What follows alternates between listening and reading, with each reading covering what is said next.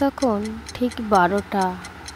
বৃদ্ধ এক কুটির, চারিদিকে বন, বিদ্যুৎ চলে গেছে, চারপাশে ঘুটঘুটে অন্ধকার। সজলা তখন একা ঘরের ভিতরে, জানালায় ঠক ঠক শব্দ। সজল, সজল, দরজাটা খোলো, আমি মা। সজলের গা কাঁপছে, কারণ তার মা তো শহরে। সে ধীরে ধীরে জানলার দিকে তাকায়।